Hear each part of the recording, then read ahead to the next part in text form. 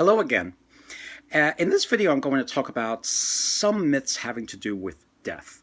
I like to think these very interesting stories teach us how to cope with death, how to accept it as simply a part of life. The first few stories is from Greek mythology. The first one has to do with an interesting figure by the name of the Sibyl.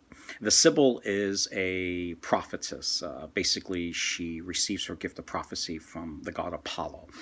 We come across her in Virgil's The Aeneid, Ovid's Metamorphoses.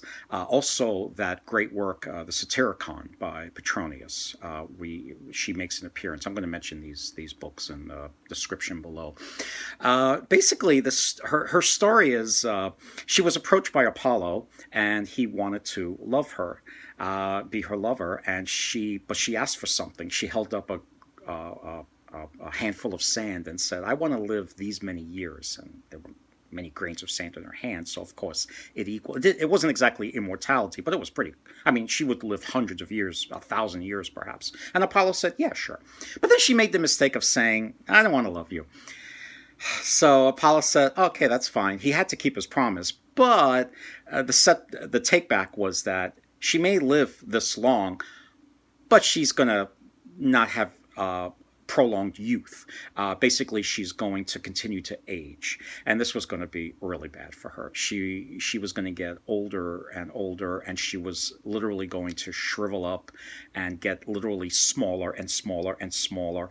And eventually, the people are going to put her in a little cage or basket, and they're going to hang her up in a marketplace, and people are going to walk by to look at her. And anybody who asks her, "Hey, Sibyl, what do you want?"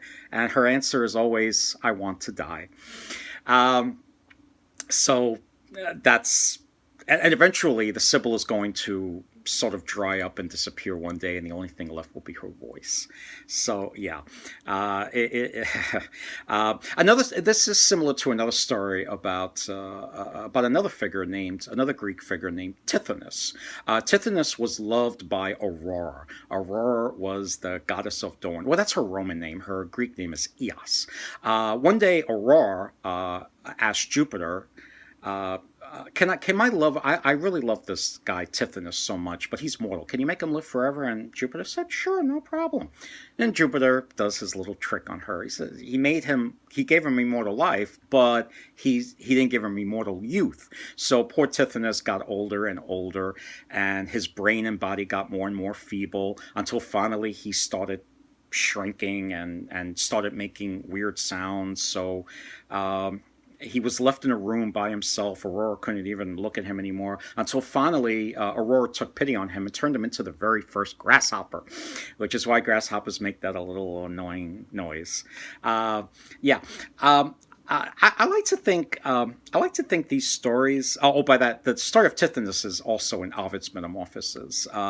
If you want to read these stories, but you don't want to read the original sources, you'll find them in usually general books on Greek mythology, like the Age of Fable by Bulfinch.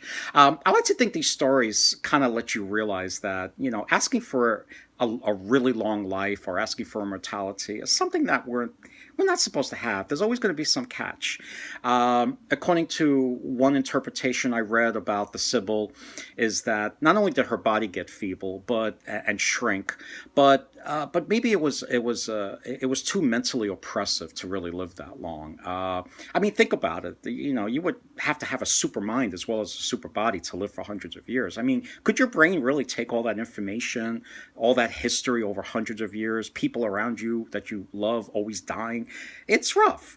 And I think other writers have picked up on that. For example, in Jonathan Swift's book, Gulliver's Travels, Gulliver, one of the places he visits is this place where there's a group of people that are immortal. They don't die. And at first he thought, this is wonderful. And they said to him, "No, it's not what it's cracked up to be. It's pretty awful." Turns out these people, they live forever, but they get older and older, and their brains are so feeble, they're not even worth talking to. They have no idea what's going on. They say something and then they'll forget it immediately after. So it's not what it's cracked up to be. Also, it reminds me of an old movie which Sean Connery called Zardoz. And this was, I think, late '60s, early '70s. I'm not sure, but this is a movie where science fiction movie where Sean Connery comes across a group of people who found the secret to living forever.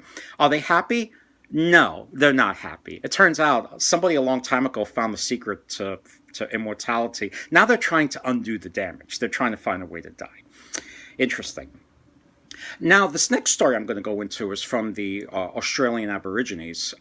They told a story where instead of trying to live a really long life or to become immortal, they find a way to accept death by giving it a certain interpretation.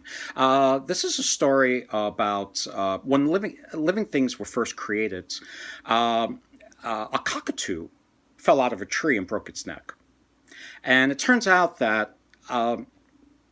At first, they thought it was going to get up and walk around and fly, but it turns out it stopped moving, and it was dead. This was the first time any living thing died, and all the animals and all the people were like, "This is terrible. Is this going to happen to all of us? We're one day not going to move or eat or talk, and that's it." So they said, "Why don't we do an experiment? Why don't we Why don't we have an animal come forward?" And do an experiment where they act like they're dead and see what happens. So, in other words, you're going to be put in a state where you're going to sort of sleep and be, deprived of sight and hearing and speech, and you're not going to eat anything. And we're going to see what happens. And nobody wanted to volunteer for this except for a few caterpillars that said, "Oh, we'll do it."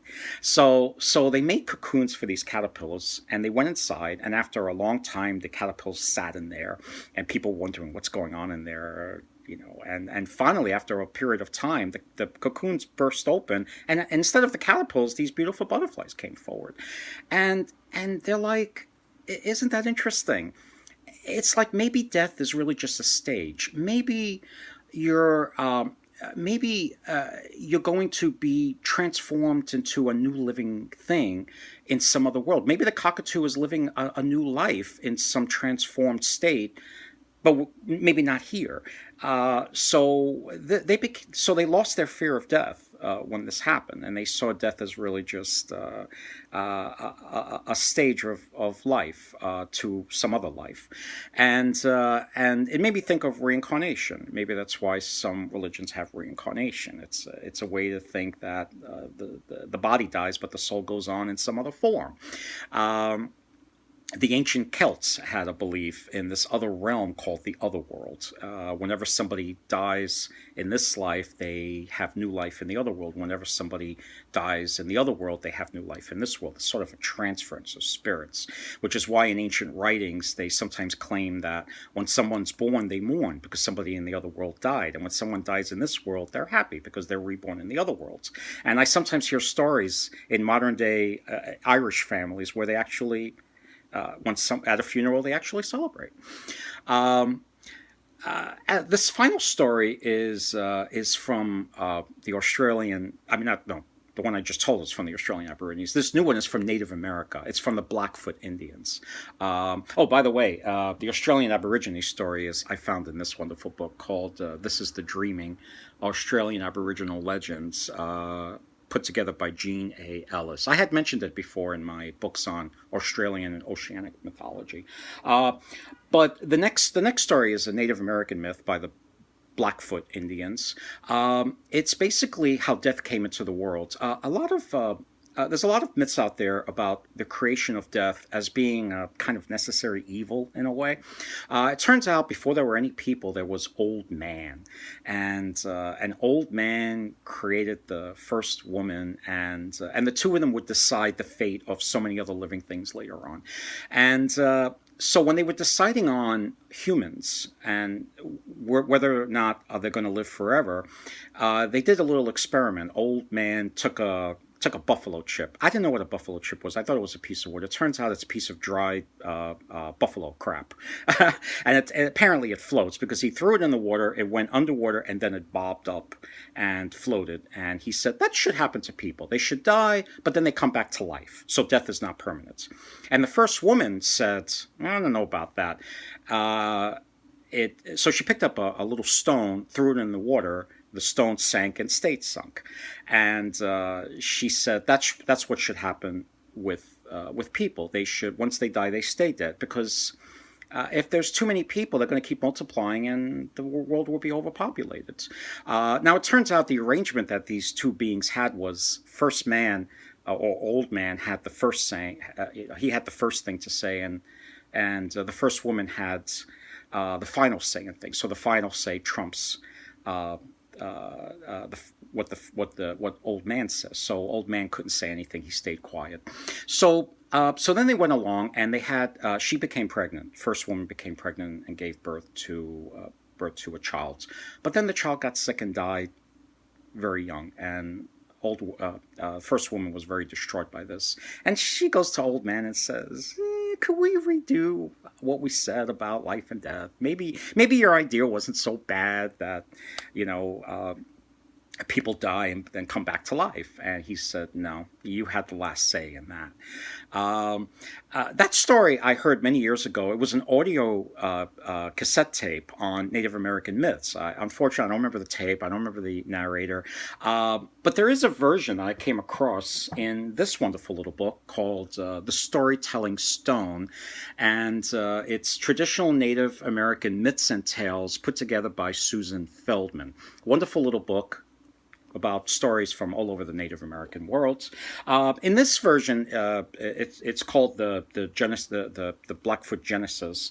Her reason for people dying for good is, according to this version, is not for overpopulation reasons, but so people can learn to feel sorry for each other. In her mind, I guess, if people live forever, there'll be no sorrow, and you need some sorrow in the world. You need some sympathy in the world.